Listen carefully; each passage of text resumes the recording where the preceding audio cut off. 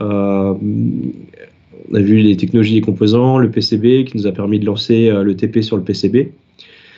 Ensuite, on a vu ce qu'est un semi-conducteur. On a mis un type N, un type P côte à côte. On a créé une jonction PN et on l'a encapsulé pour avoir ce qui s'appelle une diode. Donc après, on a eu un cours sur la diode et ses applications. Donc là, il est temps cette fois-ci de faire un sandwich avec du NPN. Et en fait, on va on va obtenir un transistor bipolaire. Donc ça va être l'objet de ce cours. Il y aura 2 cours après, il y aura le transistor en commutation, puisque en fait ce composant, vous allez pouvoir l'utiliser comme un interrupteur commandé et pour amplifier un signal. Donc il y aura une partie vraiment interrupteur et une partie amplification. Donc interrupteur, ce sera à nouveau des vidéos en ligne la semaine prochaine. Tiens, d'ailleurs, je veux bien un retour sur ces vidéos, parce que je commence à me projeter sur l'année prochaine. Et je me demande si ça peut être bien peut-être de faire des vidéos maison où je fais moi-même ces vidéos en anglais. Après, je me dis que c'est pas mal aussi d'avoir des accents différents. Vous allez voir que les vidéos la semaine prochaine ne seront pas nécessairement des natifs. Ça vous prépare un peu au cours en anglais à l'international. Mais est-ce que les vidéos, ça va? Enfin, ceux de la semaine dernière sur Radio Zener, est-ce que vous avez regardé? Ouais, ça va. Okay. Franchement, ouais, c'est bien. C'était bien. Hein. Ok. Bon, après, je préfère des solutions maison, donc je pense que l'année prochaine, je vais faire un PowerPoint et peut-être le faire en anglais. Parce que je fais aussi les cours en anglais. Le mec parce qu'il y en avait une où on ne le voyait pas, mais l'autre, là, celui qui parlait, ouais. il entraîne un peu. Il le Vblog. Oui, il est bien. Ouais, c'est un Australien. Si vous faites comme ça, je pense que ça peut être vraiment bien. Ok. Ok, mais peut-être je pense que je reviendrai vers vous, certains d'entre vous, pour avoir un peu un retour. Je pense que j'aimerais bien les remplacer par les solutions maison, mais après, bon, on verra. Qu'est-ce que je voulais dire? Donc, donc on va avoir commutation et après amplification, et après on va aller vers l'autre type de transistor, donc à effet de champ, et on va aller vers les circuits intégrés. Donc comment fabriquer un circuit intégré, et après on va voir qu'on peut s'arrêter en cours de route dans la conception et automatiser tout ça, et c'est pour ça qu'après on va avoir ce module de VHDL et sur lequel il va y avoir un projet. Donc voilà l'état d'avancement. Donc on est à peu près à la moitié de ce petit voyage, et donc là, transistor bipolaire en 3 parties. Donc qu'est-ce que le transistor bipolaire? Donc ses caractéristiques, comment on le branche, comment il est fait, qu'est-ce qu'on appelle effet transistor. On va avoir un autre effet qui s'appelle l'effet Early.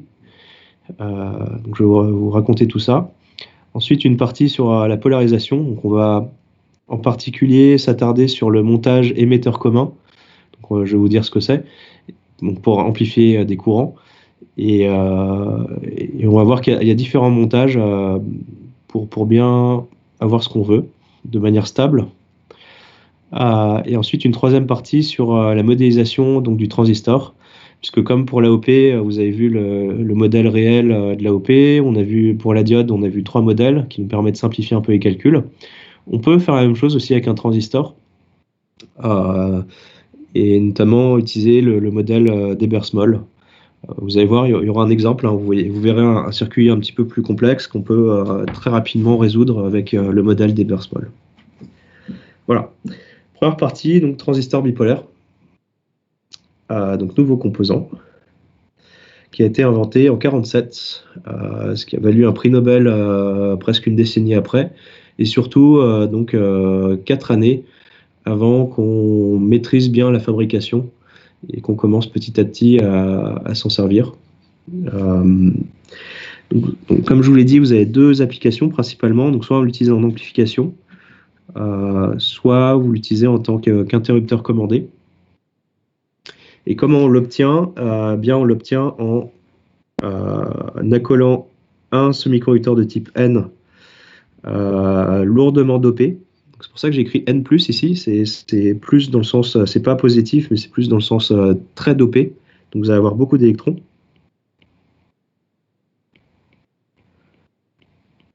Vous allez avoir au milieu ce qu'on va appeler une base. En fait, ça va être un semi-conducteur de type P qui va être très fin et très peu dopé. C'est une toute petite couche en fait qui va être en sandwich entre deux semi-conducteurs de type N et un troisième semi-conducteur de type N qu'on va appeler le collecteur, qui va donc collecter les électrons, enfin la majeure partie des électrons, et qui va être classiquement dopé, hein, pas très dopé. Donc retenez bien donc les noms. Donc émetteur qui va émettre les porteurs de charge. Donc c'est pour ça que la partie N en bas elle est lourdement chargée d'électrons. Ça va émettre les électrons. Vous avez la base au milieu et en haut vous avez le collecteur. Donc pour simplifier les notations, souvent on va utiliser donc E pour émetteur, B pour base et C pour collecteur. Et vous voyez donc juste à côté vous avez le symbole du transistor donc qu'on appelle NPN, puisque vous avez un semi-conducteur de type N, ensuite un P, et ensuite à nouveau un N. Voilà. Vous voyez que l'émetteur est renseigné, enfin, on renseigne l'émetteur par une flèche. Et si vous regardez, en fait, vous avez donc entre la base et l'émetteur, donc la base qui est là, et l'émetteur, en fait, ici, vous avez une jonction PN. Et en fait, c'est comme si vous aviez une diode, et c'est pour ça que donc, la flèche, elle est comme pour une diode. Et c'est la même chose pour l'autre type de transistor qu'on appelle PNP, où vous allez avoir donc en fait P, N puis P. Mais dans tous les cas, entre l'émetteur et la base, vous voyez que vous avez une jonction PN, donc c'est comme si vous aviez une diode. C'est pour ça que la flèche ici, elle est dans le sens opposé. Voilà. Il y a encore une chose à dire donc, pour parler de ce nouveau composant. Vous voyez que donc, vous avez une jonction NP, donc PN. C'est comme si vous aviez une diode ici. On va voir par la suite que c'est complètement faux. Hein. Enfin, ici, pour la partie du bas, oui. Pour la partie du haut, non. Et en haut, vous voyez que vous avez à nouveau aussi une jonction PN. Donc, grosso modo, c'est comme si vous aviez en fait deux diodes tête bêche. Une première jonction PN qu'on va appeler jonction d'émetteur et une autre jonction du côté du collecteur qu'on va appeler jonction collecteur. Voilà. Donc, je vous laisse quelques secondes pour vraiment bien retenir la notation. Vous avez l'émetteur en bas qui va émettre les électrons. Vous avez la base au milieu qui va être toute fine et très peu dopée. Et en haut, vous avez le collecteur qui va collecter les électrons. Vous vous souvenez que le sens du mouvement des électrons est opposé au courant. On va voir donc le courant de la base, il va être dans ce sens-là. Le courant du collecteur, il va être dans ce sens-là. Et le courant de l'émetteur va être dans ce sens-là. Donc au final, vous allez avoir l'émetteur qui va récupérer le courant de la base et le courant du collecteur. Voilà. Donc, en termes de terminologie, on va parler de BJT, donc pour bipolaire, transistor à jonction bipolaire.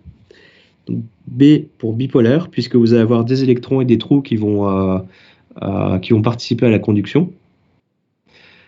Junction, puisque vous avez donc la jonction base collecteur et la jonction base émetteur, qu'on va simplifier puisque vous avez base en commun dans les deux noms, donc c'est pour ça qu'on parle de jonction collecteur en haut et de jonction émetteur en bas. Et comme je vous avais dit en remarque dans le cours sur la diode, transistor, ça vient de transfert résistor. Et en fait, tout simplement, puisque comme vous voyez que vous avez deux diodes, en fait, c'est comme si, en fait, vous vous souvenez peut-être, et vous l'avez vu peut-être, vous avez déjà traité le TP peut-être, si vous avez un point de polarisation dans la caractéristique de la diode qui est ici, par exemple, vous avez une grande pente, donc 1 sur grand, vous avez petit, donc vous avez une petite résistance. Et si vous êtes en polarisation inverse, vous êtes bloqué, vous avez une petite pente, donc la résistance statique va être 1 sur petit, donc ça va être une grande résistance. Et donc en jouant avec le déplacement des points de polarisation sur les caractéristiques, en fait, vous avez un transfert de résistance quelque part. C'est pas nécessairement la manière dont il faut essayer de réfléchir pour comprendre le transistor. Donc c'est juste là pour vous expliquer le nom de transistor, mais restez pas focalisé nécessairement sur ça. Petite remarque, donc le rouge en bas à gauche, c'est que le transistor ne peut pas être modélisé par deux diodes. En tout cas, en termes de fonctionnement, ça marche pas. Là, c'est vraiment juste pour imager, pour se dire, OK, j'ai deux jonctions et c'est ces deux jonctions-là qu'on va regarder. Et en fait, en fonction de ces deux jonctions-là, comment elles sont polarisées, eh bien, on va être dans un mode de fonctionnement différent. Donc là, je vous ai représenté à nouveau à gauche donc, la base, le collecteur et l'émetteur, notre émetteur qui a plein de porteurs de charge, notre base qui est entre les deux, le collecteur qui va récupérer nos électrons en majeure partie. En termes de réalisation, en haut à droite, vous avez donc, comment ça peut être fabriqué hein, pour faire un vrai composant. Donc, vous allez avoir ici l'émetteur, donc la zone très chargée de porteurs de charge, qui va être donc encapsulé dans une base et ensuite dans un collecteur. Et vous voyez que vous retrouvez quand même, en fait, sur toute la longueur, la jonction émetteur. Et ici, à ce niveau-là, partout, vous allez retrouver la jonction collecteur. Et c'est ces jonctions-là qui sont importantes pour comprendre le mode de fonctionnement du transistor. Et donc, en fait, si votre jonction collecteur en polarisation inverse et votre jonction émetteur en polarisation directe, vous êtes en amplification et c'est ce qui va nous intéresser dans la plupart des cas de ce cours sur le transistor. Après, si vous êtes en polarisation directe, donc pour la jonction collecteur, en polarisation directe, ce serait quoi hein? Ce serait un plus ici, un moins là. Et jonction émetteur, donc en polarisation directe, ce serait un plus ici et un moins là aussi. En polarisation inverse, pour ce cas de figure-là, ce qui va nous intéresser la plupart des cas, polarisation inverse pour collecteur, vous allez avoir de manière relative un moins plus ici. Et ensuite pour l'émetteur, polarisation directe, vous allez avoir plus moins ici.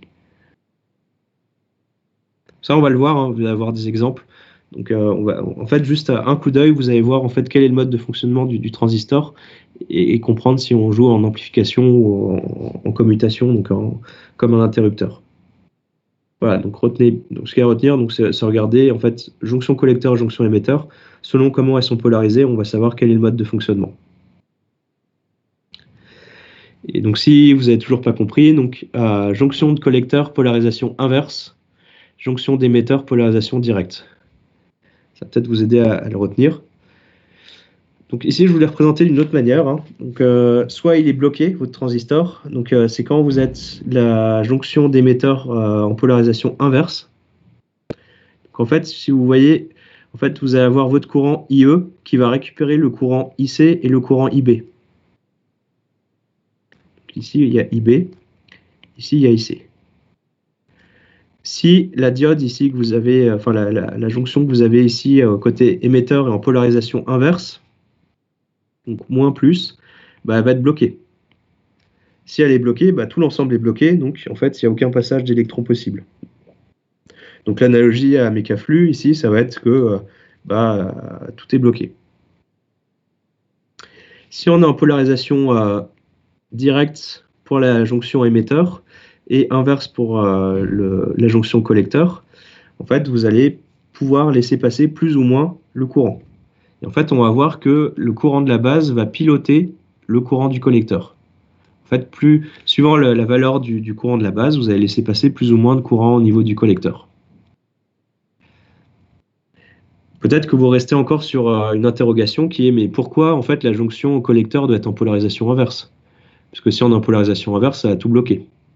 Et en fait, c'est là où réside vraiment l'effet transistor. Mais je vous en parle dans quelques slides. Avant ça, on va juste appliquer le fait que juste en sachant comment sont polarisées les jonctions, on va savoir quel est le mode de fonctionnement du transistor. Donc là, je vous donne quelques exemples et on va regarder ensemble quel est le mode de fonctionnement du transistor.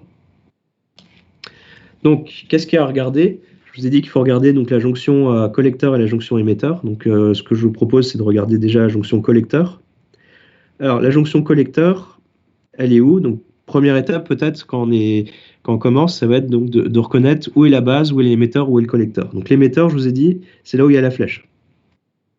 La base, c'est celle qui est entre les deux. Et vous avez le collecteur du côté opposé à l'émetteur. Là, on regarde la polarisation de la jonction collecteur. Donc, on va regarder VBC. VBC, c'est quoi? Ça va être le potentiel en B moins le potentiel en C. Le potentiel en B, vous avez quoi?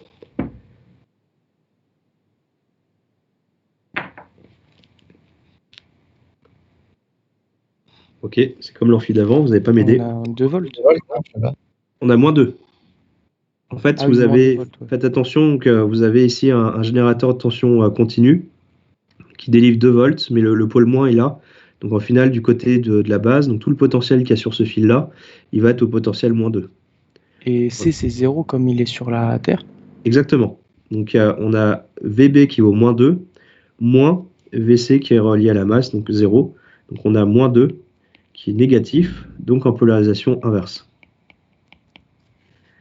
Hop là, pardon. Jonction émetteur. Jonction émetteur, on va regarder VBE. VBE. VB, ça bouge pas, c'est moins 2. C'est VB moins VE, exactement. Donc on a moins 2, moins VE. C'est moins 5. Voilà, moins 5. Donc on a 3. 5 moins 2, on a 3. Positif, donc on est en polarisation directe. Donc on a la jonction collecteur en polarisation inverse. Donc c'est le cas ici, et c'est le cas ici. Et on a la jonction émetteur en polarisation directe, c'est le cas ici. Donc on reconnaît qu'on a ces deux conditions qui sont... on a ces deux conditions-là, donc on est bien en mode de fonctionnement direct, en amplification. Vous pouvez expliquer pourquoi c'est moins 5 et pas plus 5? Oui, c'est parce qu'on regarde le potentiel en fait sur tout ce fil-là. Donc le potentiel de l'émetteur, c'est le potentiel qui est connecté à tout ce fil-là. Et là, on a un générateur de tension de 5 volts, mais il est à l'envers encore une fois. On regarde le côté du fil en gros? Non, mais on est du côté moins, donc ça va être moins. En gros, tout le fil du coup sera... Ok, d'accord. Je croyais qu'on faisait une loi des mailles ou quelque chose comme ça. Pas encore. Ok. Parce que là, ici, on a 0, et le générateur, il vous fait une différence, entre plus et moins de 5 volts. Donc pour pousser entre 0 et 5, il y a une différence de 5 dans ce sens-là, donc ça veut dire qu'on est à moins 5 ici. On est moins 5 ici, on a 0 ici, et on a bien un générateur qui lui fait 5 volts de différence, et donc on devrait avoir moins 5 là. Ok, merci. Voilà.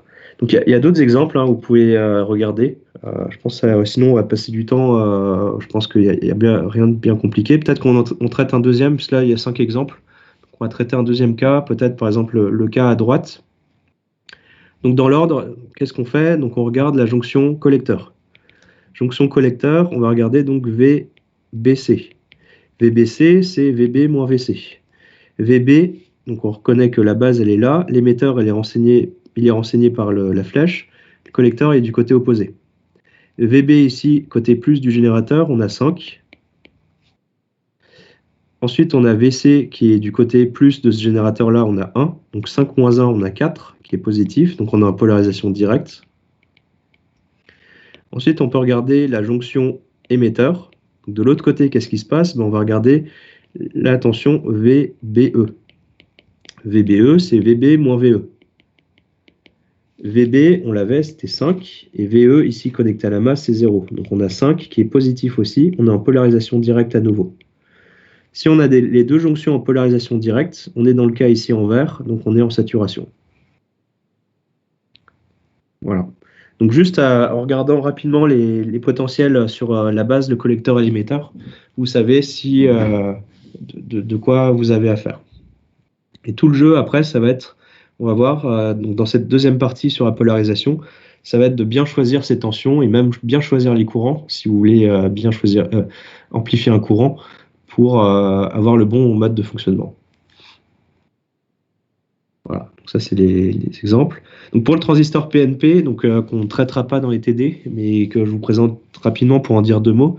En fait, vous avez la même chose, vous avez à nouveau une jonction PN, puisque vous avez PNP, et vous avez encore à nouveau une jonction PN au niveau du collecteur. Les porteurs de charge majoritaires vont être des trous, et donc vous allez, en fait, il faut quasiment inverser tous les sens des courants. Vous voyez, donc au lieu d'avoir un courant qui va aller dans ce sens-là, il va être dans le sens opposé. Au lieu d'avoir un courant dans ce sens-là, il va être au sens opposé, et pareil ici. Donc ça peut faire des nœuds au cerveau au début. Donc je pense, ce que je veux, c'est que vous compreniez bien le NPN. Et surtout que le PNP, on l'utilise un petit peu moins, enfin beaucoup moins même. Et une fois que vous avez bien maîtrisé le NPN, si vous avez besoin d'avoir une application avec un PNP, vous allez pouvoir faire la gymnastique pour passer au PNP. Mais si on mélange les deux au début, ça peut embrouiller, je pense. Voilà. Donc là, je vais vous parler enfin de l'effet transistor. Donc vous reconnaissez donc sur la droite votre gros réservoir à électrons. Vous avez votre base qui est fine, qui est très peu dopée au milieu, et à gauche vous avez donc le collecteur avec des électrons, des porteurs de charge négatifs. Vous êtes dans une zone N. On avait dit quoi? On avait dit jonction collecteur en polarisation inverse, jonction émetteur en polarisation directe. On va commencer par celle-là. La jonction émetteur, elle est du côté émetteur, donc côté droit. Et donc, ici, on a un P, on a un N. Pour être en polarisation directe, il faut que le P il soit un potentiel plus grand que l'émetteur. Est-ce que vous êtes d'accord avec moi que si je mets un générateur plus, moins dans ce sens-là, vous êtes bien en polarisation directe? Ok. Pas tout ça à la fois, hein, la prochaine fois. Donc, dans un premier temps, on va regarder... Moi, j'ai une question. Oui. Il y a une différence mais il n'y a pas de différence de potentiel entre C et B, non? C et B. On y va pas à pas, en fait. Là, on va regarder juste ce qu'on connaît bien, qui est juste avoir une seule jonction. Donc, dans un premier temps, on va considérer ce que je viens d'entourer en orange. On a juste la jonction entre la base et l'émetteur. Et donc, on a une diode qui est en polarisation directe. Donc, c'est comme si on avait juste un générateur de tension continue, une diode. Et il n'y a même pas de... J'ai pas de masse ici, donc c'est juste reconnecté ensemble. Donc ça, si on est au-delà de la tension de seuil, le courant va pouvoir circuler. Donc là, c'est quelque chose que vous connaissez de manière classique. Ce qui se passe dans le transistor, avant de dire ce qui se passe dans le transistor, on va regarder la jonction collecteur. La jonction collecteur, elle doit être en polarisation inverse. Donc ça, je vous l'ai juste dit, et vous avez juste à le retenir dans un premier temps. Mais là, on va comprendre pourquoi on a un effet transistor en ayant la jonction collecteur en polarisation inverse. Polarisation inverse, donc le plus est du côté de la base, donc on devrait avoir un moins du côté, du côté plus de la diode, et donc on va avoir un plus de ce côté-là. Est-ce que vous êtes d'accord pour être en polarisation inverse? Oui. Voilà. L'effet transistor, il vient du fait que vous avez un gros réservoir d'électrons du côté de l'émetteur. Vous avez donc la jonction collecteur qui est en polarisation inverse, donc vous avez toujours votre zone de déplétion. Donc vous allez me dire que le courant ne va pas passer, ça ne sert à rien. Mais vous avez aussi en fait votre base qui est très très fine. Et du fait que la base est très très fine et que vous êtes en polarisation inverse ici, vous avez un plus ici, vous avez un moins là, vous avez donc un champ électrique ici. On avait plus, non, je peux le remettre, on avait plus, on avait moins ici. On a un champ électrique entre le collecteur et la base. Sauf que la base est très très fine. Donc, en fait, un électron, il va pouvoir déjà passer dans la base. Et ensuite, comme il y a un champ électrique encore du collecteur à la base, eh bien, il va pouvoir passer encore pour se retrouver dans le collecteur. La base étant très très fine, en fait, vous allez avoir très très peu de recombinaison électron-trou dans la base. Donc vous allez avoir un tout petit courant IB au niveau de la base, et vous allez avoir la majorité des électrons venant de l'émetteur qui vont se retrouver dans le collecteur. Est-ce que ça va? Ou je répète? Peut-être que je veux bien que vous répétez, s'il vous plaît. Ouais, et puis je vais changer de couleur aussi. Hop. Ah oui, mais l'orange sur peut-être du vert, ce sera bien. Alors, on avait dit qu'on était comme ça. On était en polarisation inverse pour la jonction collecteur. Donc on a le plus qu'on est là. Le plus, je le remets ici. Et on a le moins qui était là, je le remets ici. On a un plus et un moins. Donc on a un champ électrique. On a d'ailleurs de l'autre côté, on a aussi on est en polarisation directe. Donc on a un plus ici, un moins ici. Donc on a un plus ici, un moins. Donc on a à nouveau un champ électrique ici. Donc ce champ électrique va pousser ces électrons-là à venir dans la base. Mais en fait, comme il y a aussi un champ électrique au niveau de la jonction collecteur, ils vont pouvoir traverser, parce que la base est très fine.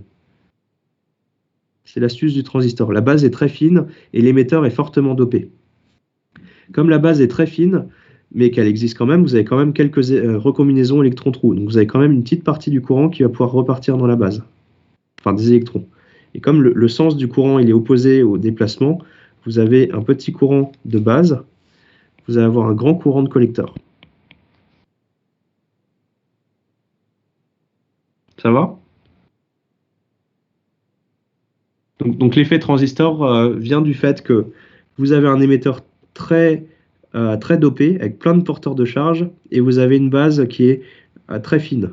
Donc en fait, même si votre jonction collecteur est en polarisation inverse, eh bien vous avez quand même un champ plus à un moins qui va vous générer un champ électrique qui va pouvoir happer ces électrons.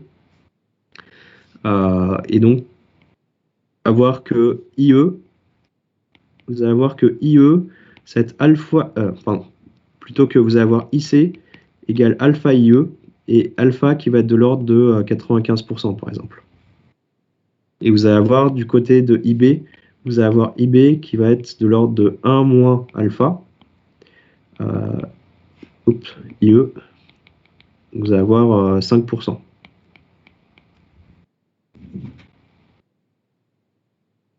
Ça va? Ou il faut que je répète encore une fois? Ça va. Ok. Non, ça va. Alors, je vais apparaître mes animations. Hop, il faut juste que je sorte du mode crayon. Hop. Voilà. Donc, imaginons que on a une densité grand N de porteurs de charge dans l'émetteur. Vous allez avoir donc alpha n, donc 95% ou 98%, en fait, un nombre entre 0,95 et 1, qui vont pouvoir passer dans le collecteur, puisque la base est très fine. Et donc, vous avez le complément qui va passer dans la base. Donc, c'est le courant de base qui va être le complément, donc grosso modo 5%. En vrai, vous avez encore une autre contribution au courant, qui va être les trous. Puisque, je ne sais pas si vous vous souvenez, je me souviens que, si vous vous souvenez, quand vous avez une polarisation inverse, vous avez quand même un courant de saturation. Vous avez une nanofuite, je vous avais dit. Et donc, vous avez quand même une nanofuite. Donc, ces trous, ils vont pouvoir passer du collecteur à la base. Donc, vous avez une petite contribution aussi à ce niveau-là. Ce qui fait que, au final, IC, donc le courant IC ici, ça va être grosso modo 95% du courant IE. Donc, IC égale alpha IE, plus une petite contribution IC, qu'on appelle aussi ICBO, ICB0. Et donc la plupart du temps, ce IC est très petit, donc on va dire que IC égale alpha IE. Vous faites le lien, ce IC, c'est le même que vous avez dans Shockley. ID égale IS exponentielle truc machin moins 1. C'est ce IS là, hein, c'est ce tout petit courant qui varie avec la température. Et vous avez aussi donc le fait que tout ce composant là, si je le fais disparaître et que je dis que c'est un macronœud, dans ce macronœud, vous allez avoir un courant entrant, un autre courant entrant et un courant sortant. Donc la loi des nœuds s'applique aussi. Donc vous allez avoir IE, ce qui sort, c'est égal à la somme de ce qui rentre. Donc IE égale IB plus IC. Voilà. Donc loi des nœuds, ça va s'appliquer tout le temps, et vous allez voir que là, vous commencez à vous dire, oh là là, ça va faire des calculs compliqués, déjà la diode, ça peut vite devenir compliqué. Et au final, vous allez voir que vous allez vous retrouver avec des calculs qui ne sont pas si compliqués que ça, puisque là, en fait, vous avez considéré déjà comme une maille. Donc, imaginons qu'on avait une résistance ici.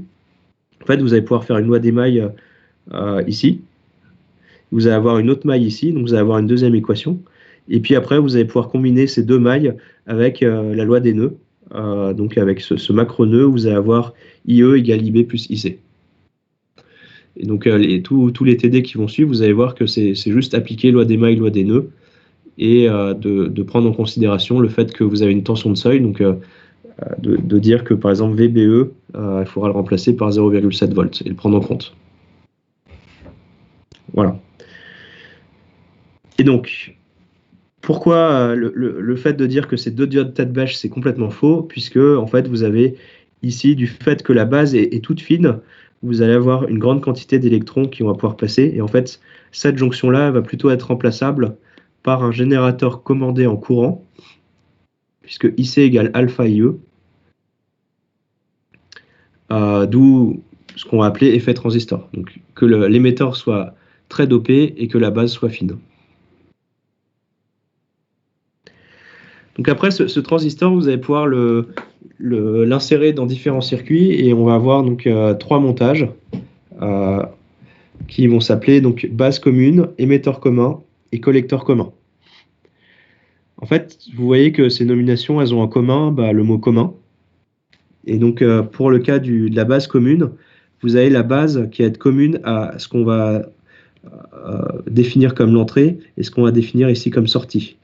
Donc ici, dans un montage base commune, vous voyez, donc vous retrouvez l'émetteur avec la flèche. Du côté opposé, vous avez le collecteur. Ici, vous avez la base.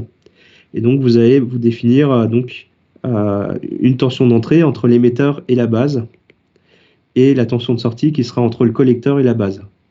Et ce qui est en commun, c'est la base. Donc c'est pour ça que ce montage s'appelle base commune.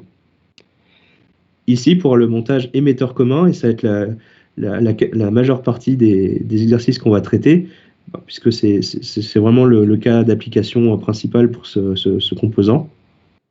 Ici, on est en émetteur commun, puisque ici, vous reconnaissez la base, vous reconnaissez le collecteur, et vous avez en fait l'émetteur qui va être commun entre la tension d'entrée, la tension entre la base et l'émetteur, et la tension de sortie, donc la tension entre le collecteur et l'émetteur.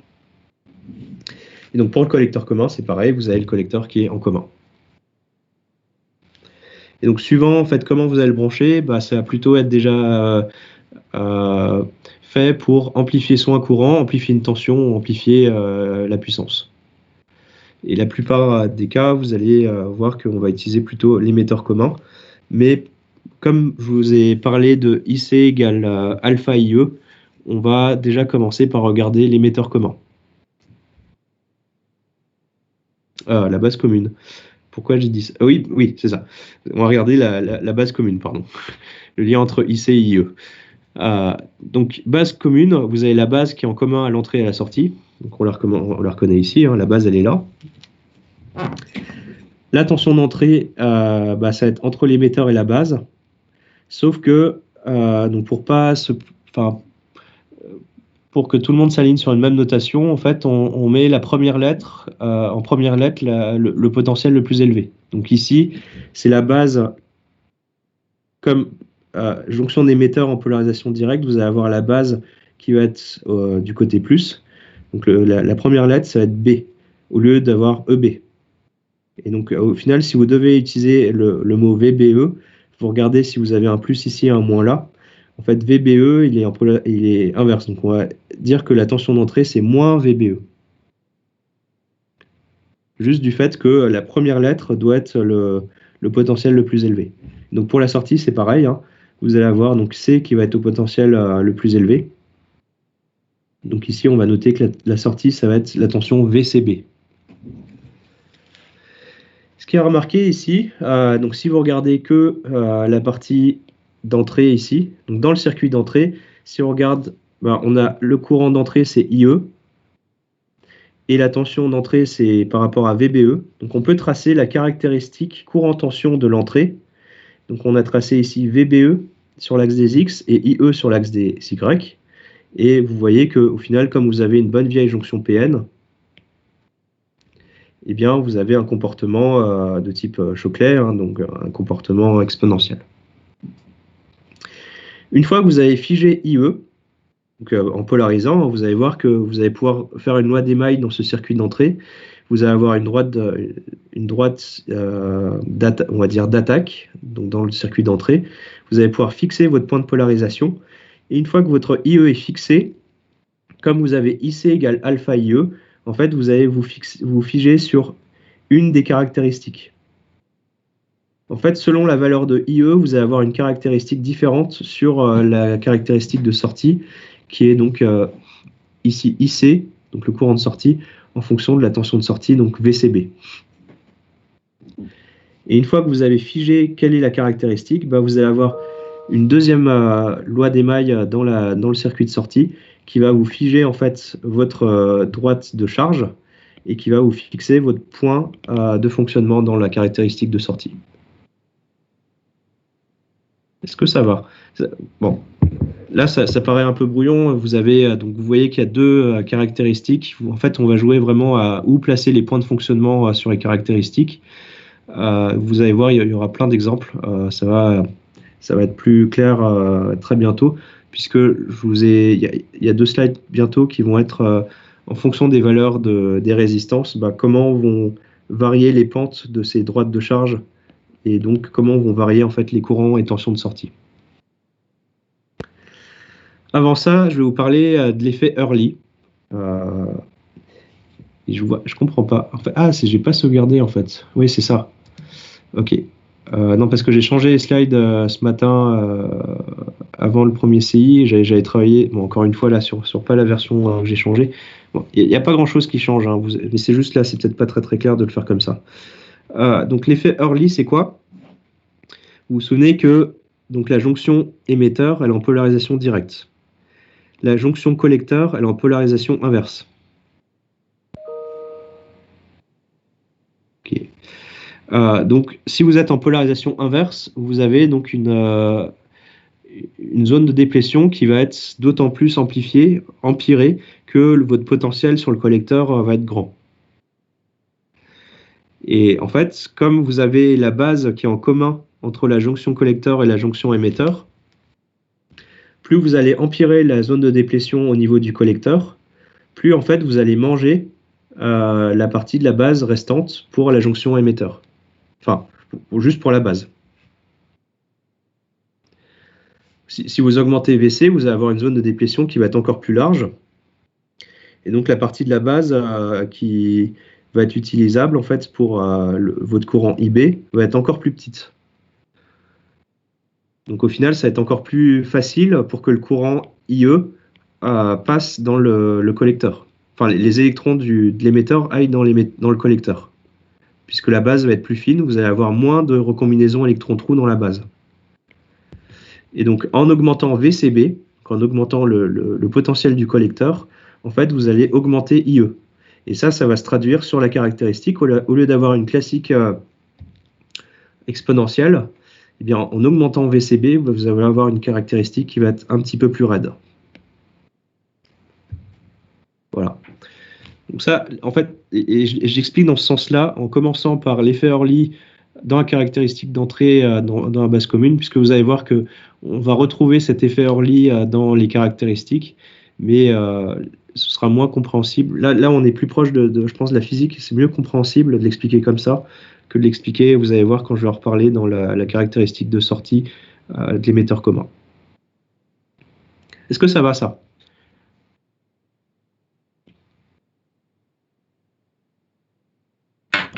Ça va. Ça va. Est-ce qu'il y a besoin que je réexplique ou je peux passer à la suite? Bon. Encore une fois, n'hésitez pas à me faire un mail si vous n'osez pas donner votre avis comme ça en amphi. Dites-moi si je vais trop vite ou trop lentement. Donc là, je vous propose un premier exemple de calcul avec un transistor bipolaire. Et pour vous convaincre qu'au final, c'est pas bien compliqué. Donc là, on a un montage base commune.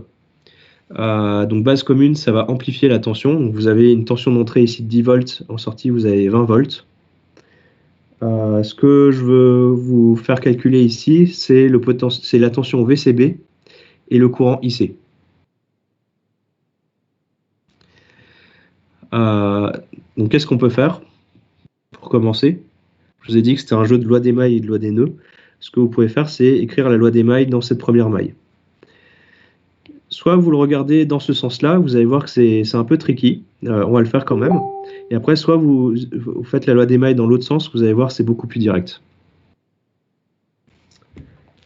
Ça y est, ça commence. Oui, alors, si vous faites la loi des mailles dans ce sens-là, où c'est un peu plus tricky, qu'est-ce qu'on va avoir? On va avoir le générateur, ici VEE 10 volts, mais il est branché à l'envers. Donc si on est dans ce sens-là pour l'orientation de la maille, vous allez avoir moins VEE.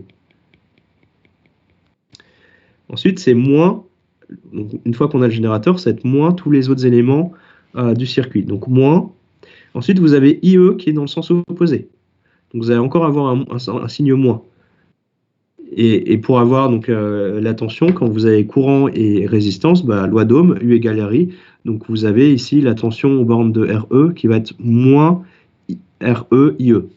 Vous êtes d'accord? Ouais. Ok. Ensuite, on continue notre voyage, donc moins ce qu'il y a par la suite. En fait, on peut penser que c'est fini, mais en fait, il y a encore la jonction base émetteur. Et en fait, comme je vous ai dit qu'on va mettre en première lettre le potentiel le plus élevé, ça va être B. Donc il va falloir écrire quelque chose en fonction de VBE. Ici, donc moins VBE. Donc moins VBE, ça va être plus VBE. Bon, je vous avais prévenu, hein, c'est la version un peu tricky d'y aller dans ce sens-là. Si vous aurez fait la loi d'Emaille dans l'autre sens, vous voyez que ça va être bien plus pratique puisque vous allez avoir VEE. Donc VEE est là.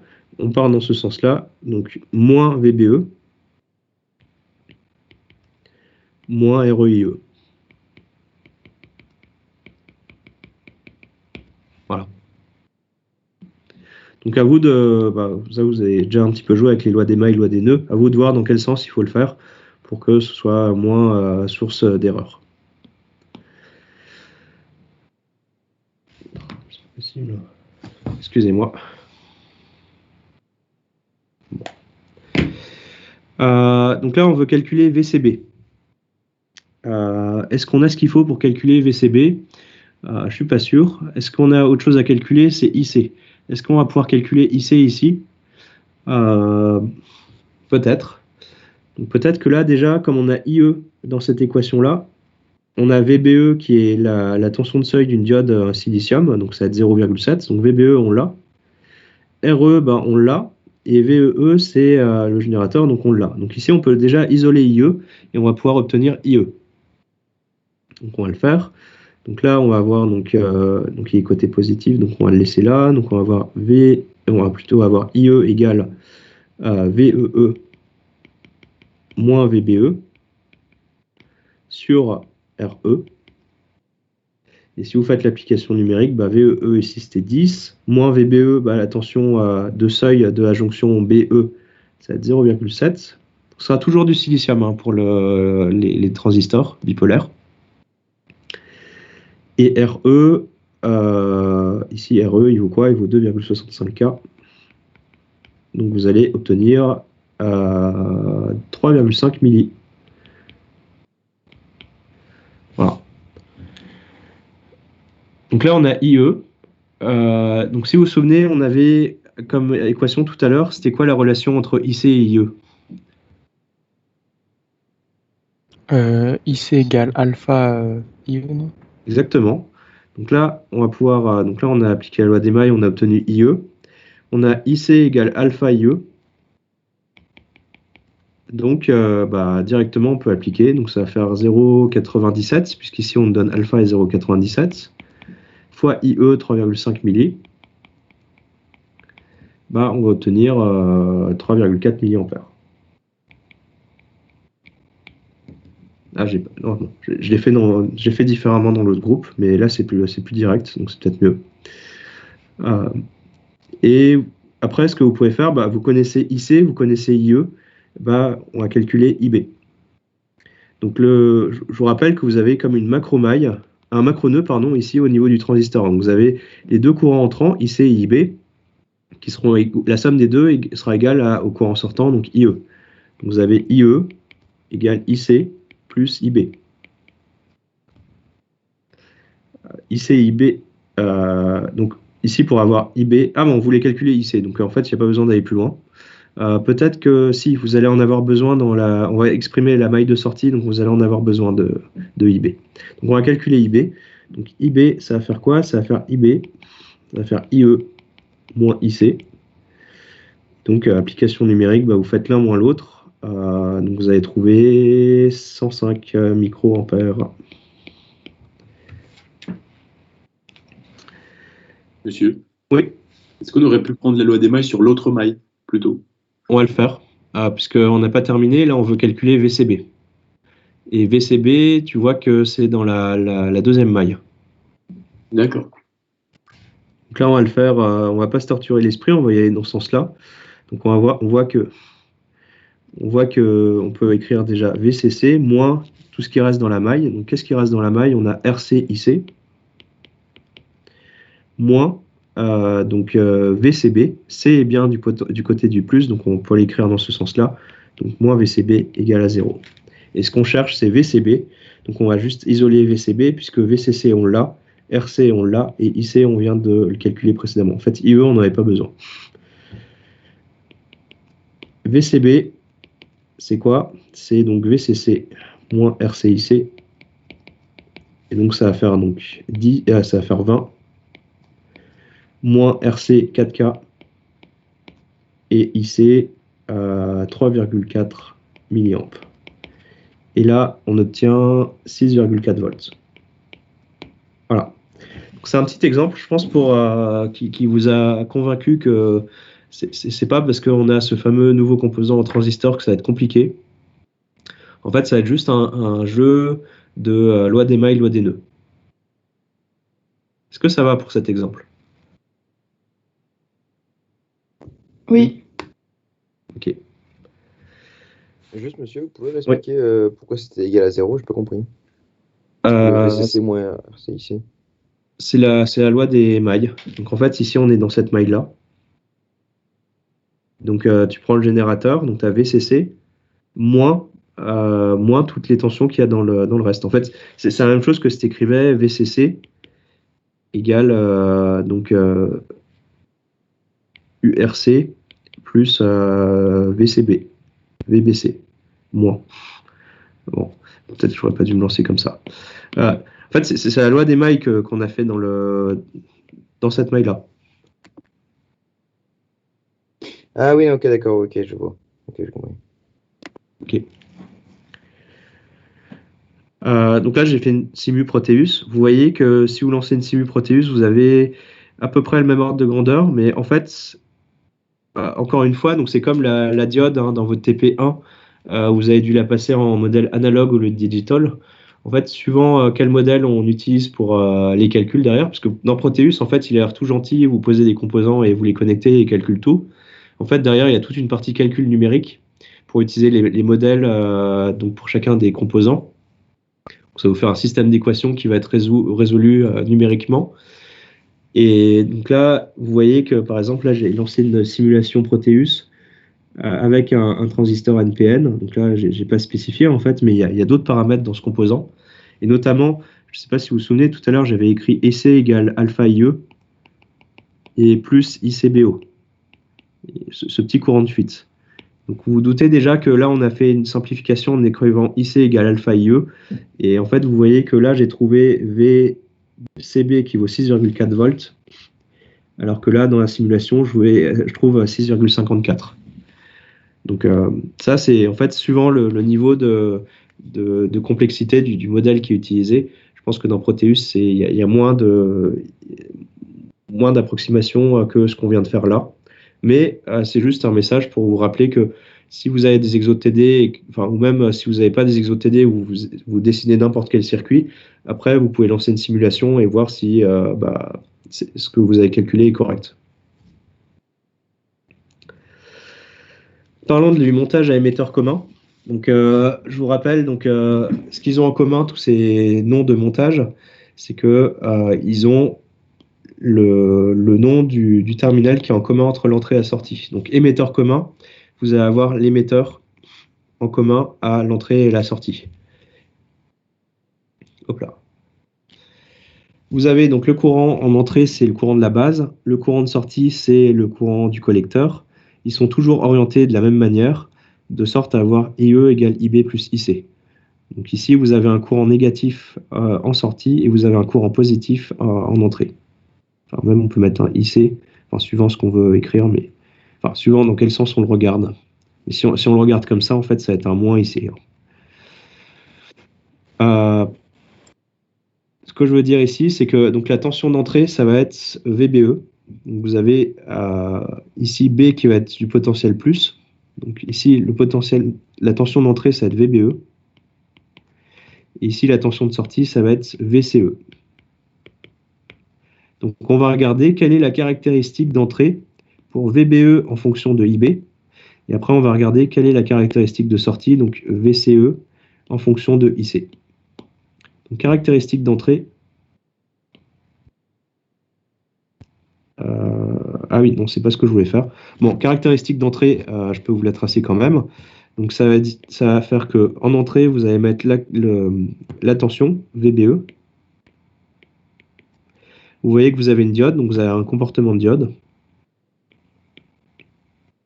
Et après, caractéristique de sortie, une fois que vous avez votre IB qui est fixé, vous allez avoir votre caractéristique et vous allez voir que ça ressemble à ça. Donc vous allez avoir VCE et IC ici. Et en fait, vous allez avoir un lien entre IB et IC. Peut-être que certains l'ont déjà entendu, puisque souvent, dès qu'on entend parler de transistor, on va dire IC égale bêta IB.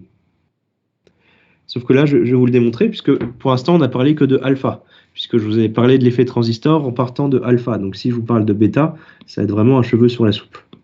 Donc comment on peut passer de alpha à bêta?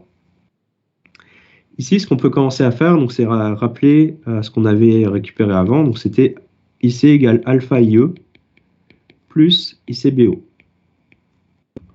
Ça, c'est ce qu'on connaît. Toujours valable.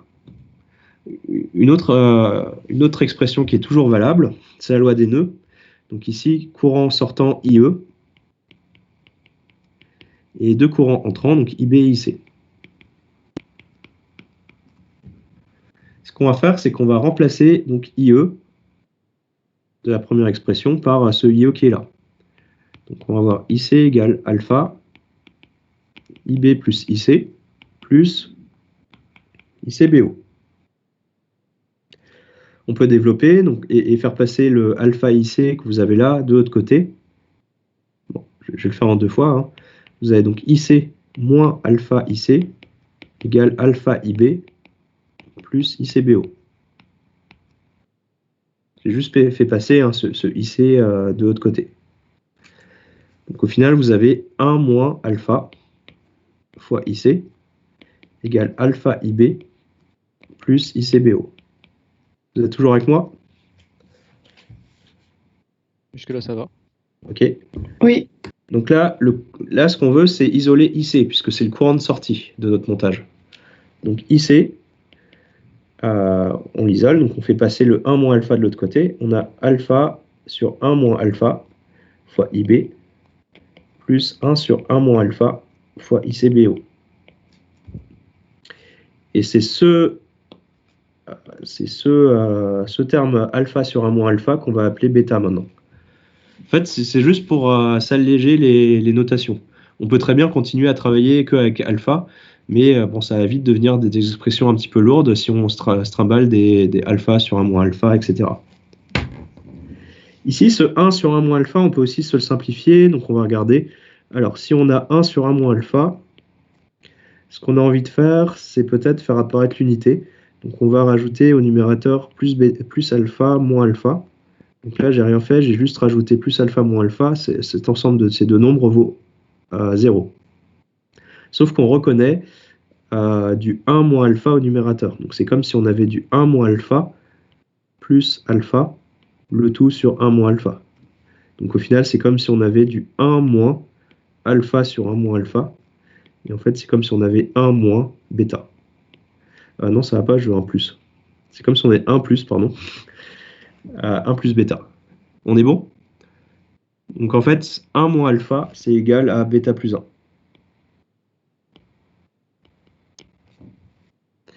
Et donc dans le cas de l'émetteur commun, plutôt que de refaire ce calcul-là en se trimballant des alphas, vous allez pouvoir donc directement écrire que IC égale bêta IB plus bêta plus 1 ICBO. J'ai fait exprès de commencer par le collecteur commun, la base commune qu'on utilise un peu moins, pour bien vous expliquer cette histoire-là du alpha qui est du 95%, puisque là, si on parle du bêta, il va prendre des valeurs de l'ordre de 200, 300, 400. Je vous aurais expliqué l'effet transistor avec l'émetteur commun, ce serait moins bien passé. Et encore plus de justifier le bêta plus 1 ICBO. Là, c'est beaucoup plus difficile de l'expliquer avec les mains. Voilà. Donc, nouvelle relation, donc IC égale bêta IB. Et donc là, c'est les caractéristiques que vous avez dessinées. Donc en entrée, vous avez donc une jonction PN, donc vous avez la caractéristique d'une diode. Si vous choisissez bien votre point de polarisation, vous choisissez donc IB. IB va être fixé. Et donc comme IC égale bêta IB, en fait, vous allez fixer aussi la caractéristique de sortie. IC égale bêta IB, vous avez travaillé en sortie sur la caractéristique correspondante. Et après, dans la caractéristique de sortie, vous allez pouvoir polariser correctement votre deuxième point de fonctionnement et avoir exactement quelle tension VCE vous avez en sortie. Donc on va le faire, on va voir très bientôt, je vais vous présenter la caractéristique complète du transistor avec, en fait, vous allez voir qu'il y a 3 caractéristiques. En fait, déjà, IC égale bêta IB, c'est déjà juste une caractéristique, puisque vous allez avoir un lien entre un courant IC et IB qui sera juste une relation linéaire. L'effet Early, vu dans la caractéristique de sortie de l'émetteur commun, en fait, vous allez voir que ce n'est pas exactement un plateau, c'est pas exactement plat, et en fait, plus vous allez augmenter VBE, plus vous allez avoir une pente qui va être un peu plus raide par rapport à l'horizontale, si vous regardez là. Et en fait, tous ces points, ils vont pouvoir se retrouver, donc mon trait n'était pas terrible, ils vont se retrouver en un point qu'on va appeler potentiel d'Early. Et en fait, vous allez pouvoir même l'ajouter dans si vous modélisez votre... je vous rappelle, hein, l'effet Early va être lié au fait que la jonction d'émetteur est en polarisation inverse. Et donc, si vous augmentez le potentiel du collecteur, vous allez empirer la zone de déplétion de la jonction au collecteur. Et donc, la base va être plus fine, et donc le courant IE va être plus grand. Et en fait, dans l'émetteur commun, vous retrouvez cet effet-là dans la caractéristique de sortie. C'est pour ça qu'ici, on parle de VBE et de IC et VCE. Et donc, en fait, ça va vous changer un petit peu la forme de vos caractéristiques IC en fonction de VCE. Et donc, vous allez avoir un point de rencontre de toutes ces courbes au point VA, qu'on va appeler potentiel d'Early. Et vous allez pouvoir associer, en fait, à cet effet d'Early une résistance de fuite que vous allez pouvoir rajouter à un modèle, qu'on verra tout à la fin. Donc le collecteur commun, je ne vais pas m'étendre longtemps dessus, on l'utilise un petit peu moins. Donc on a fait alpha, on a fait bêta, tout bêtement on a appelé ça gamma. Et donc vous avez une relation IE égale gamma IB. Et donc vous pouvez en fait passer des gains alpha, bêta et gamma de l'un à l'autre en faisant quelques pirouettes. Sachant que au final dans les datasheets, souvent qu'est-ce que vous allez retrouver? C'est bêta. Et en fait, il va prendre le nom HFE. En fait, pourquoi? Puisque en fait, c'est pas le modèle que je vais utiliser dans 2 cours quand on sera en amplification. C'est un peu des vieilles notations. On fait plus trop. Enfin, il y a des gens encore qui utilisent ça, mais c'est plus trop. En fait, avant, on utilisait des matrices hybrides. Peut-être avec Monsieur Minot, il a eu le temps à la fin de l'année de vous parler un petit peu des quadripôles et de vous représenter les circuits sous forme de matrice. Et en fait, on peut utiliser donc une matrice hybride. Et donc, en fait, le nom de bêta avant, il s'appelait HFE, puisque vous aviez donc une matrice de transfert liée donc à votre quadripôle, où un des coefficients s'appelait HFE pour F forward et E émetteur. Donc, en fait, c'était en émetteur commun le gain en polarisation directe. Donc, dans un datasheet, vous cherchez HFE, vous allez trouver donc HFE, c'est égal à bêta. Et une fois que vous avez bêta, vous pouvez passer à alpha ou à gamma si vous êtes dans un montage en base commune ou un montage en collecteur commun. Mais comme je vous ai dit, la plupart du temps, vous allez travailler en émetteur commun, donc vous avez déjà votre bêta et vous n'avez pas de pirouette à faire. Voilà, donc cette slide-là, elle a sauté, donc je passe. Enfin, j'ai enlevé. Faut mieux que j'en parle plus loin, pas à ce moment-là. Donc là, je vais parler de la polarisation du transistor. Est-ce que pour l'instant, ça va?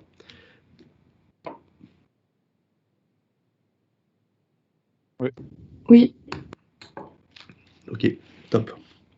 On a passé le plus gros. Là, on va voir donc différents montages, mais au final, vous allez voir, c'est même plus simple, parce qu'on va juste continuer à appliquer loi des mailles, loi des nœuds, donc ça va juste renforcer ce que vous avez compris juste avant. Donc là, je vous représente la caractéristique complète d'un transistor bipolaire NPN. En fait, il y a 3 zones. Donc, il y a un premier cadran en bas à gauche qui va être la caractéristique d'entrée. Donc, pour un émetteur commun, vous vous souvenez, vous aviez VBE qui est la tension d'entrée et le courant de base qui est le courant d'entrée. Donc, je vais arrêter d'écrire du bleu sur du bleu. Ça se comporte comme une diode. Et donc, si VBE n'est pas assez grand, vous êtes bloqué. Si VBE est suffisamment grand, vous êtes en zone de fonctionnement linéaire.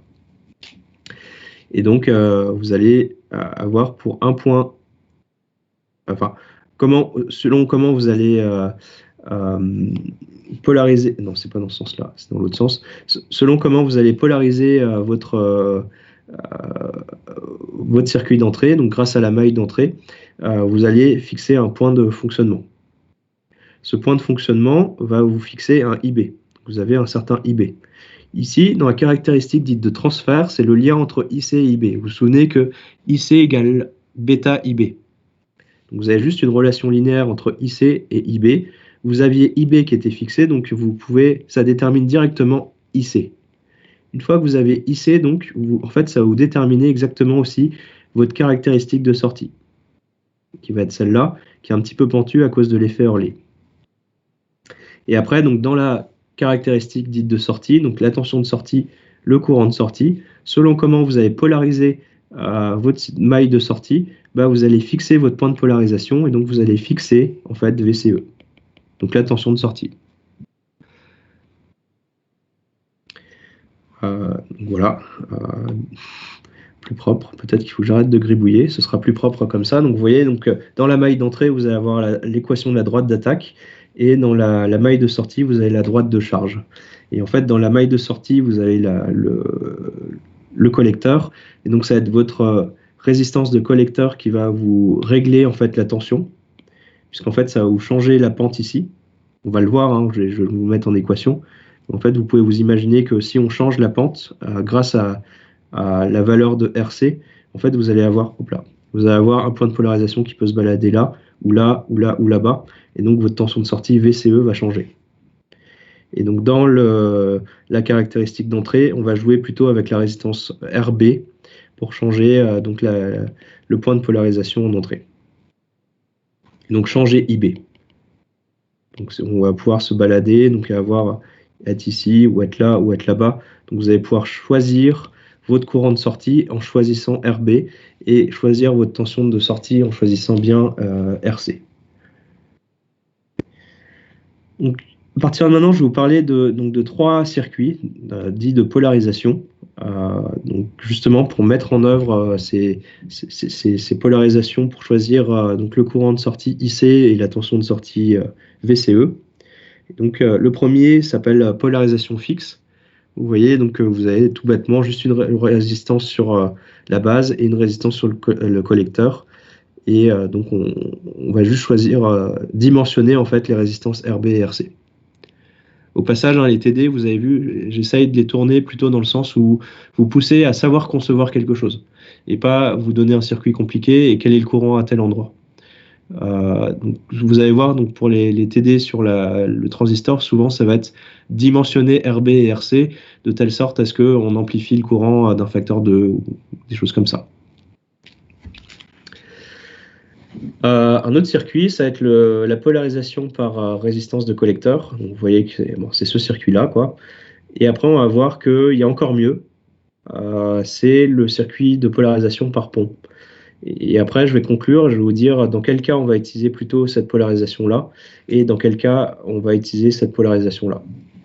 Mais avant ça, il va falloir que je motive pourquoi... ah non, c'est un petit peu après. Un petit peu après, je vais motiver le fait de pourquoi on va devoir utiliser des circuits de polarisation différents. Avant ça, pourquoi je parle de ça? Ah oui. C'est pour comment sortir les équations de droite d'attaque et droite de charge. En fait, c'est juste pour m'assurer que quand vous voyez cette notation-là, vous êtes d'accord avec moi que c'est la même chose que le circuit qui est à droite. Est-ce que vous êtes tous d'accord avec ça? En fait, si vous avez un VCC ici, c'est un générateur de tension continue. Donc c'est comme s'il avait un pôle plus. qui se retrouve ici. Et de l'autre côté, vous avez un pôle moins qui va être retourné à la masse. Et comme c'est la masse, c'est connecté à la masse ici. Donc c'est comme si c'était fermé là. Et c'est comme si vous aviez une maille ici. Dans la maille de sortie, la même chose. Si vous avez un pôle plus, un pôle moins, et ça va être reconnecté à la masse. Donc c'est comme si vous avez encore une maille ici en sortie. C'est ce que j'ai dessiné donc sur la droite. Hein. Ces deux circuits sont totalement équivalents.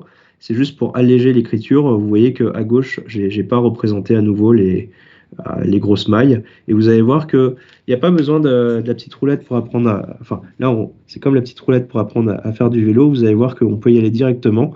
Et vous pouvez écrire l'équation de la maille dans la maille d'entrée, qui est ici. Vous allez voir que ce n'est pas douloureux du tout. On va le faire. Ici, on va avoir VCC moins RBIB moins VBE égale 0. Vous êtes d'accord?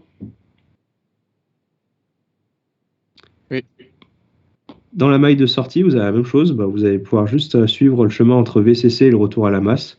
Donc vous allez pouvoir écrire, je vais trouver de la place ici, vous avez VCC moins RCIC moins VCE égale à 0. Et donc pour sortir les droites, j'ai rajouté les E, ne vous inquiétez pas. Je pense sur la version sur campus, vous avez les E ici, droite de charge et machin. Pour sortir les équations des droites d'attaque et de charge, en fait, vous avez juste à isoler IC ou VCE. Donc IC pour la droite de charge, puisque vous avez votre caractéristique, c'était ça. Donc vous aviez VBE et ici IB, et ici vous aviez IC, et ici vous avez VCE. Vous avez une caractéristique comme ça, et vous avez une caractéristique comme ça. Donc si vous voulez tracer la droite de charge, donc vous êtes dans cette caractéristique qui est là. Donc ce que vous voulez, c'est isoler, plutôt on va isoler IB. Voilà, j'ai écrit IC, mais en fait il faut isoler IB, donc c'est bien ce que j'ai mis en rouge ici. Donc il faut isoler IB pour pouvoir avoir l'équation de IB en fonction de VBE. Et après, donc dans la droite de charge, vous avez isolé donc IC en fonction de VCE pour avoir donc l'équation dans ce cadran-là, puisque vous avez VCE ici dans l'axe des X et IC, j'adore, sur l'axe des Y. Les admissions, ça commence. C'est clair, ça va? Oui, ça va. Oui. Top. Donc là, je vous ai représenté en fait plusieurs valeurs de RB et ensuite plusieurs valeurs de RC. Donc là, je travaille pas. Attendez, je pense que je vais fermer ce PowerPoint. Je vais essayer de récupérer la version à jour que j'ai changée ce matin. J'espère que ça va se charger. Peut-être c'est parce que j'ai une notification problème avec la Dropbox. Peut-être ça s'est pas mis à jour. C'est peut-être pour ça aussi. On était là. Non, ça s'est pas mis à jour. Bon, c'est pas grave. Hein. C'est juste, il y a 2-3 petites modifs, mais je le mettrai à jour sur Campus. Par exemple, là, j'ai changé le titre de cette slide. Je l'ai appelé RB pilote la droite d'attaque. Puisque vous voyez que là, sur la colonne de gauche, vous avez donc la caractéristique d'entrée. Sur la colonne de droite, vous avez la caractéristique de sortie. Et je vous ai tracé ça donc, pour différentes valeurs de RB. Si on a un petit RB, donc on est dans le cas ici en bas, vous allez donc avoir une pente qui va être plutôt grande. Et donc vous allez augmenter le courant IB. Si vous avez une grande résistance RB, vous allez donc avoir une pente plus petite ici. Et donc vous risquez même de bloquer votre transistor. Et en fait, vous allez voir dans le cours de la semaine prochaine où vous allez travailler en commutation, donc vraiment les cas extrêmes en envoyant en état haut ou en état bas être en saturé, donc en état haut ou en état bas. Vous avez en fait le jeu, c'est plutôt de dimensionner RB, comme vous allez le voir. Puisqu'en fait, on veut juste jouer sur le fait de est-ce qu'on est bloqué ou pas.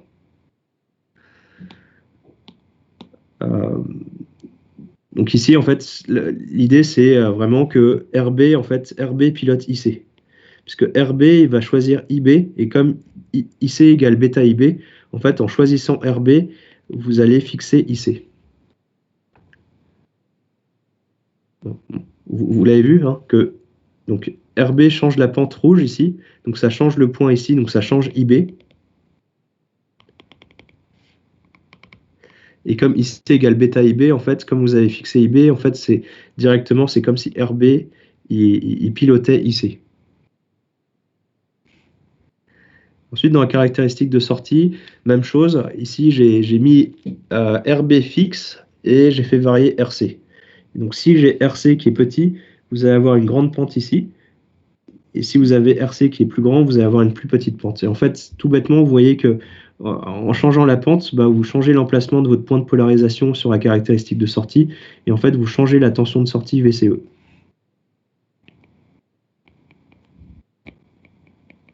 Donc en fait, selon la valeur de RC, vous allez en fait piloter la tension de sortie. Voilà. Donc petit exemple. Est-ce qu'on le traite? Vous voulez que c'est bien de traiter un exemple quand même? Allez, on traite cet exemple-là. Donc polarisation fixe. Polarisation fixe. Alors, on vous donne RC, on vous donne IB, on vous donne VCE, on vous donne IE, on vous demande de calculer donc 4 choses. IC, dans un premier temps. Donc, comme on a IB, ça va aller très vite. On va dire que IC, en fait, on peut pas dire que IC égale bêta IB, puisqu'on n'a pas bêta. Mais ce qu'on peut faire, c'est dire que IE, c'est IB plus IC. Et comme vous savez, non, attendez. Ah non, c'est parce que ici on a IE aussi. Donc ça va aller très vite dans ce sens-là plutôt. Vous avez IB, vous avez IE. Donc ça fait que vous allez pouvoir avoir IC très facilement. Ça va être IE moins IB. Donc IE moins IB, vous faites le calcul, vous allez trouver 3,98 milliampes. Ensuite, calculer VCC. VCC, il va être dans l'expression de la maille d'entrée et dans la maille de sortie. Donc, on va regarder si on a tout ce qu'il faut dans la maille d'entrée ou dans la maille de sortie. Donc, on va avoir besoin de RB, IB, on l'a, VBE, on l'a aussi, puisque c'est une tension de seuil de diode, donc c'est 0,7. Donc là, on peut se lancer, normalement, on va pouvoir se lancer dans la maille d'entrée. Donc, loi des mailles en entrée. Vous allez mettre donc VCC moins RCIC, RBIB, pardon, moins VBE. Donc, ça fait que VCC, c'est VBE plus RBIB. RBIB. Application numérique, 0,7 volts, moins RB, RB. Ah, on l'a pas RB? Si, on l'a RB. Ah non, on l'a pas. Donc, on est coincé. Donc, c'est pas comme ça qu'il fallait le faire. Donc, vous pouvez plutôt partir de la loi des mailles en sortie. Vous voyez pourquoi on est bloqué? On est bloqué parce qu'on n'a pas RB. Alors que dans la maille de sortie, on n'aurait pas été bloqué, donc on va le faire. Donc on va faire dans la maille de sortie, donc on a VCC moins RCIC moins VCE. VCE on l'a, hein, il vaut 7,2 égale 0. Donc on a VCC, c'est donc VCE plus RCIC. Donc ça va faire donc 7,2 plus RC 2,7K et IC. Ici, on va le calculer, 3,98 milliampes. Donc ça fait 17,9 volts.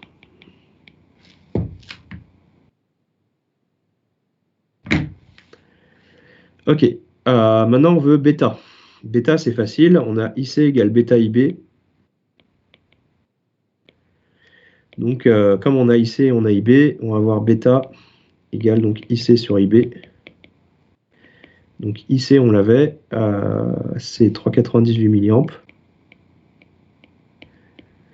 Et IB, on l'a, c'est 20 micros.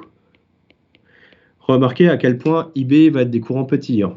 IB sera souvent très très petit, 20 microampères, très petit. Hein. Et vous voyez ici qu'il est au dénominateur, donc par rapport à des milli, vous voyez que en fait, si vous faites le calcul, vous allez tomber sur 199. Les valeurs de bêta sont souvent assez grandes, et vous allez voir que ça n'a pas de dimension, puisque là on a un courant divisé par un courant, donc ça n'a plus de dimension. Même si on parle, son nom c'est quoi? C'est le gain en courant en émetteur commun. Oups. Ensuite, trouver RB. Cette fois-ci, on va aller dans la maille d'entrée. Donc, on va avoir VCC moins RBIB moins VBE égale 0. Donc là, on va pouvoir isoler RB. Donc RB, ça va faire quoi? Ça va faire VBE plutôt VCC. Ça va faire, on veut RB, donc il passe de l'autre côté, donc ça va faire VCC moins VBE sur IB.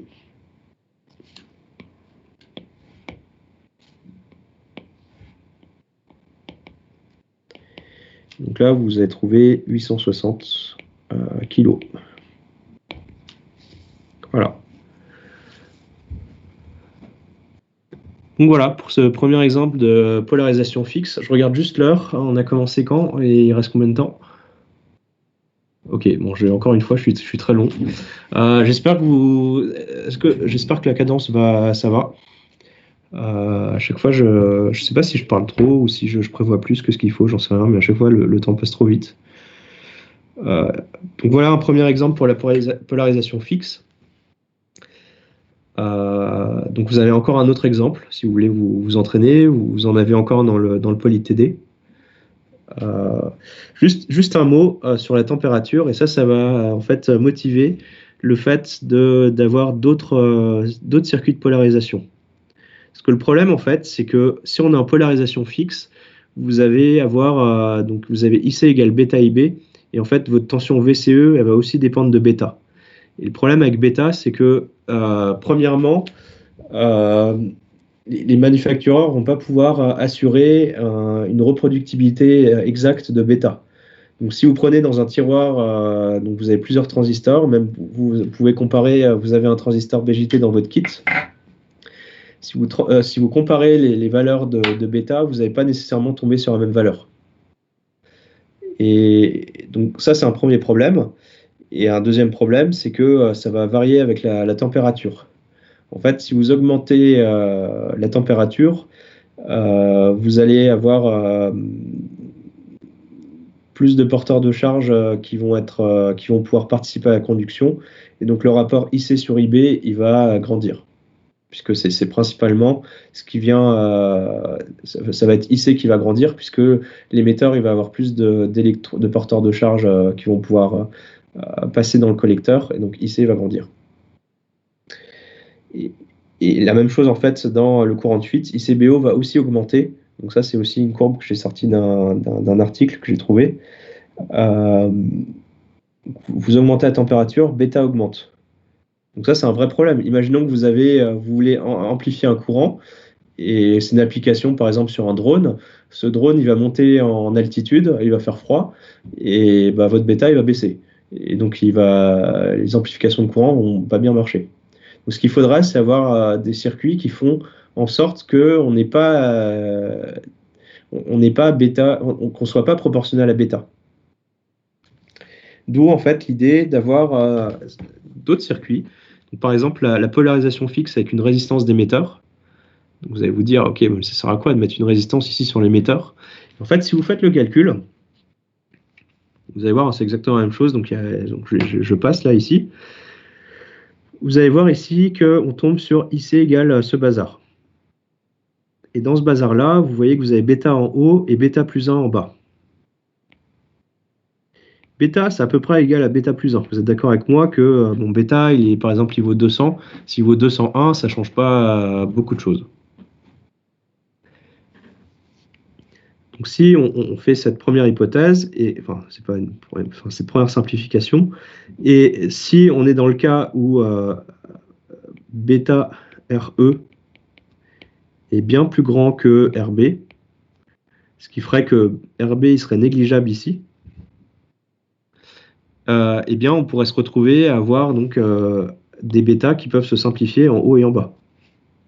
Et donc au final, on se retrouverait avec IC égale VCC moins VBE sur RE. Donc en fait, là, juste en rajoutant cette résistance d'émetteur, mais en ayant cette contrainte de choix de valeur des composants, vous pouvez en fait vous affranchir du problème du bêta. Vous avez un courant en sortie qui va être indépendant de bêta. Cette contrainte, en fait, elle implique quoi, que bêta RE est plus grand que RB. Bêta est très grand. Bon, ça veut dire que RE va être petit. Bon, après, c'est très grand par rapport, donc ça peut être aussi quand même très très grand aussi. Mais bon, bien souvent, ça va être petit. Et donc, en fait, soit vous allez augmenter la tension, soit, en fait, vous allez avoir une résistance très petite. Et si vous avez une résistance très petite ici, bah, vous allez avoir un gros courant ici. Et si vous avez un gros courant, vous allez consommer beaucoup. En fait, ce n'est pas non plus l'idéal. Donc ça, ce calcul-là, hein, cette simplification, je l'ai là. Je l'ai même simplifié dans la version... je pense qu'elle est déjà en version simplifiée sur Campus. Il faudra vérifier. Mais sinon, je la mettrai à jour. Donc là, je travaille sur la version d'avant. Voilà. Donc rajouter une résistance d'émetteur, ça permet de s'affranchir du problème de la variation de bêta, mais ça nous met des contraintes sur le choix des composants. Et ça risque de consommer un peu plus. Vous avez un autre montage qui est la polarisation par réaction de collecteur. Donc, tous ces montages, hein, vous avez des exemples ici, mais vous avez aussi des exemples dans le poly-TD. Et donc pour la réaction de collecteur, vous allez tomber sur la même conclusion. Alors qu'en revanche, si vous travaillez avec le montage polarisation par pont, qui est en fait tout simplement en fait, le montage en polarisation fixe, où en entrée vous allez mettre un pont d'isère de tension, en fait, vous allez vous affranchir aussi de cette deuxième contrainte. Donc déjà, on va voir comment on va pouvoir se ramener à la forme qu'on connaît, donc c'est-à-dire la polarisation fixe. Donc en fait, ce qu'on veut, c'est juste se ramener à juste un générateur et une résistance. Pour ça, je vais dire un mot qui va en faire fuir. Je vais parler de générateur de Thévenin et de résistance équivalente de Thévenin. Mais vous inquiétez pas, en fait, vous allez toujours avoir exactement le même circuit, donc la même configuration. Donc le générateur de Thévenin équivalent, ce sera toujours le même, puisque c'est le générateur de Thévenin équivalent à un pont d'isère de tension. Donc ici, V Thévenin, générateur de tension, un pont d'isère de tension, bah, vous allez avoir R2, puisqu'on est aux bornes de R2, donc R2 sur R1 plus R2 fois VCC. Et résistance de Thévenin, si vous vous souvenez, bah, en fait, on coupe les sources de tension. Donc ici, c'est comme si VCC était retourné à la masse. Donc c'est comme si vous si vous redescendez ici, donc c'est comme si vous aviez donc R1 retourné à la masse et une autre résistance R2 ici, qui était déjà à la masse ici. Et donc la question, c'est d'avoir quelle est la résistance équivalente à ces deux résistances en parallèle. Quand vous avez deux résistances en parallèle, c'est le produit sur la somme. D'où la résistance de Thévenin ici équivalente. Donc vous affolez pas, hein, je parle de générateur de Thévenin, mais au final ce sera toujours le même. C'est juste en fait comment ramener un circuit de polarisation par pont à un circuit de polarisation fixe que vous connaissez. Si vous faites ça, bah, vous pouvez faire le calcul qu'on avait fait pour la polarisation fixe. Mais en fait, vous pouvez jouer sur R1 et R2 et en fait assurer que la résistance de Thévenin est inférieure à bêta plus 1 RE.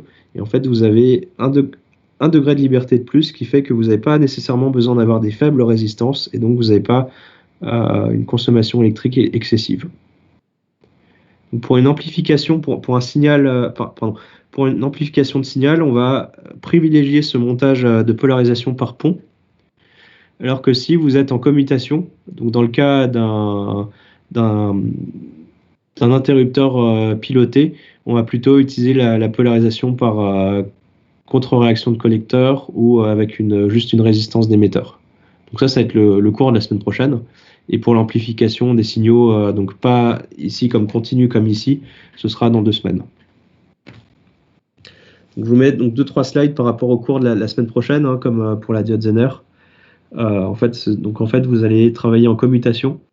Donc, en gros, vous voyez, juste en envoyant un état, si on envoie un état haut ou un état bas ici, vous allez en fait pouvoir laisser passer ou pas le courant ici. Et même en fait récupérer, si vous avez un état haut ici, vous allez récupérer un état bas ici. Et si on avait un état bas ici, vous allez récupérer un état haut ici. Ça, c'est un inverseur. Et la deuxième vidéo, donc c'est 2 petites vidéos qui sont assez courtes. Donc la deuxième vidéo, elle parle un petit peu des portes logiques, puisque jusqu'à présent, vous avez travaillé avec des circuits intégrés de portes logiques de logique TTL, et en fait, à l'intérieur, transistor logique, vous aviez en fait des transistors bipolaires dedans. D'où, dans la datasheet, les alimentations VCC pour collecteur et VEE pour émetteur. Pour ça, si vous regardez dans les datasheets, vous aviez en fait VCC et VEE quand vous étiez en TTL, puisque vous aviez en fait des transistors bipolaires.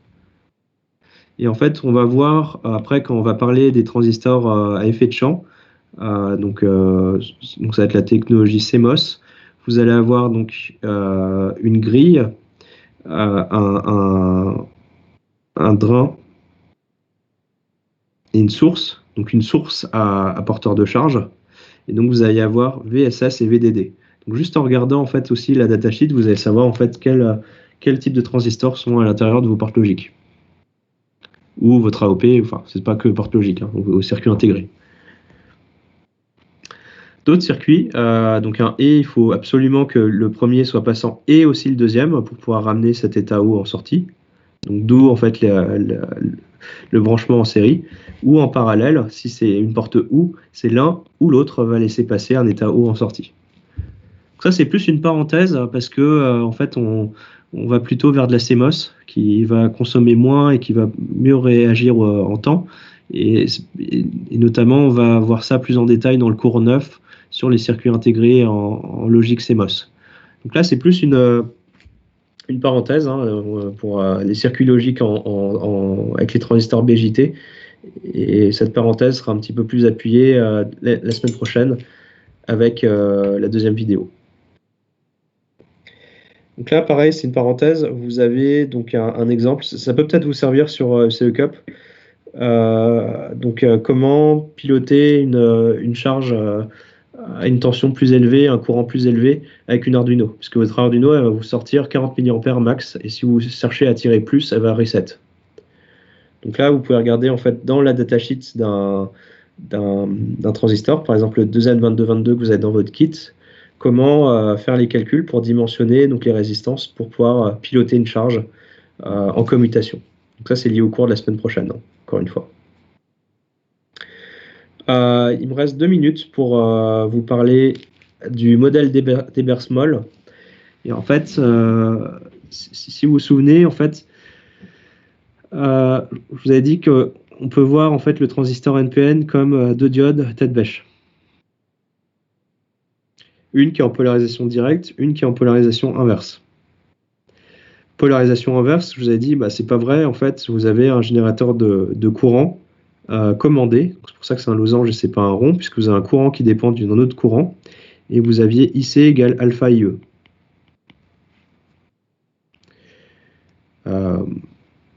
Et en bas, vous pouvez garder la diode, puisque ou sinon la remplacer par juste une tension de seuil, par exemple 0,7 volts, donc un générateur de tension continue. En fait, si vous réarrangez ce circuit-là, où j'ai juste remplacé la diode en haut par un générateur de courant piloté en courant, enfin une source commandée, et en bas par un générateur de tension continue, vous pouvez réarranger ce circuit et obtenir le modèle d'Ebersmoll que vous avez sur la droite. Et vous allez voir que ça peut simplifier grandement vos calculs. Vous voyez, hein, sur la base, vous avez juste entre la base et l'émetteur la tension de seuil de la jonction émetteur. Et vous voyez sur le côté collecteur où vous avez l'effet transistor lié à ce générateur de courant commandé. Donc là, c'est sans utiliser ce modèle d'Ebersmoll. Si on a un circuit un tout petit peu plus compliqué, déjà, première loi d'émail, deuxième loi d'émail, troisième loi d'émail, et c'est la fête. Après, on y arrive quand même. Vous voyez, donc là, je vous ai détaillé le calcul. Alors que si vous utilisez donc, le modèle d'Ebersmol, vous pouvez remplacer votre transistor par donc, ce modèle. Vous voyez que ça vous coupe en deux, hein, puisque ici, vous avez l'émetteur ici, vous avez l'émetteur là. Donc, ça vous permet aussi de vous séparer votre circuit en deux parties. Donc au final, là, vous vous retrouvez donc, avec un circuit à 2 résistances et 2 générateurs de tension, et à droite, 2 générateurs et une résistance, et tout ça, ça se résout bien plus rapidement. Résumé donc, de ce cours 5 sur le transistor bipolaire. Donc vous avez donc 3 terminaux, la base, l'émetteur et le collecteur. L'émetteur va être renseigné par une flèche, va être la grosse réserve à porteur de charge. On a vu l'effet transistor. Donc l'effet transistor est lié au fait que la base elle est très fine et très peu dopée, et l'émetteur qui est fortement dopé. Donc au final, en ayant la jonction collecteur en polarisation inverse, bien, et grâce au fait que la base est très fine, vous allez quand même avoir un grand courant qui va pouvoir traverser de l'émetteur, enfin des électrons qui vont pouvoir passer de l'émetteur au collecteur. On a vu l'effet Early. Donc l'effet Early, il est lié au fait que ces deux jonctions ont en commun la base, et comme la jonction collecteur en polarisation inverse, en fait, si le potentiel du collecteur est très élevé, ça va venir donc accentuer la zone de déplétion dans la zone du collecteur, et donc amincir la base. Et la base étant plus fine, vous allez avoir moins de recombinaisons électron-trou dans la base, et donc vous allez avoir plus de courants qui vont pouvoir traverser la base, enfin plus d'électrons qui vont traverser la base de l'émetteur vers le collecteur, et donc vous allez avoir une caractéristique d'entrée qui va, au lieu d'être une exponentielle, va être une exponentielle un petit peu plus redressée comme ça. Donc ça, c'est en augmentant VCE. On a vu que la loi des nœuds va s'appliquer dans tous les cas. Et dans la plupart des exercices qu'on va traiter, on va plutôt s'intéresser au montage émetteur commun, puisqu'on va plutôt utiliser le transistor NPN pour amplifier un courant. Et donc dans ce cas de figure, vous avez donc IC égale bêta IB. Ça, c'est la caractéristique donc, du transistor. Vous avez 3 zones, la caractéristique d'entrée, la caractéristique de transfert, donc IC égale bêta IB, donc qui est linéaire dans sa zone de fonctionnement linéaire, et la caractéristique de sortie, qui va être une courbe qui va être fixée en fonction donc, du point de polarisation dans le circuit d'entrée. IC égale bêta IB, donc ça va vous fixer la courbe, et après avec la deuxième caractéristique, donc dans la maille de sortie, vous allez fixer la tension de sortie. Donc dans l'entrée, c'est autour de la base. Donc en fonction de RB, vous allez fixer IC. Et en fonction donc de RC, vous allez fixer VCE, la tension de sortie. Vous allez voir la semaine prochaine donc, comment l'utiliser en commutation, donc juste en interrupteur ouvert ou fermé. Et la semaine d'après, je vous parlerai donc de l'amplification de petits signaux. Et en fait, je vais même vous montrer qu'on peut faire un lien avec le modèle de l'AOP réel, puisque le modèle d'un amplificateur de petits signaux, c'est le même que le modèle de l'AOP réel que vous avez vu jusqu'à présent. Voilà, et on a fini par le modèle d'Ebersmol, donc la tension de seuil de la jonction d'émetteur et l'effet transistor du côté de la jonction collecteur en polarisation inverse.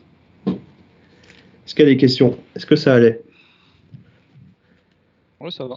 Oui, Oui, c'était clair. Ok, cool. Parce que le transistor, vous allez voir, faites attention aussi, vous avez plein de vidéos, il y a plein de contenus sur Internet, mais il y a souvent plein de fautes. Et souvent, même les explications, je les ai trouvées pas toujours très claires.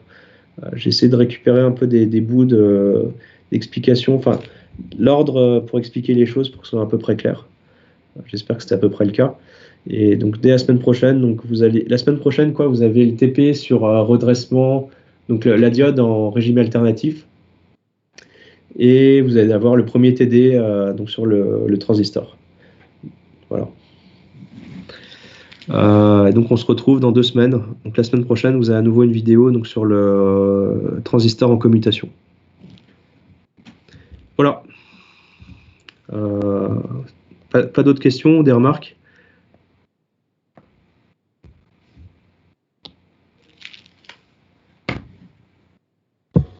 Non, pas de questions. Non, merci. Ok. Bonne journée. Ouais, bon appétit, bonne journée. Au revoir. Merci bien, monsieur. Merci, Au revoir. merci, au revoir. Merci, au revoir. Au revoir, monsieur. Merci, au revoir. Au revoir.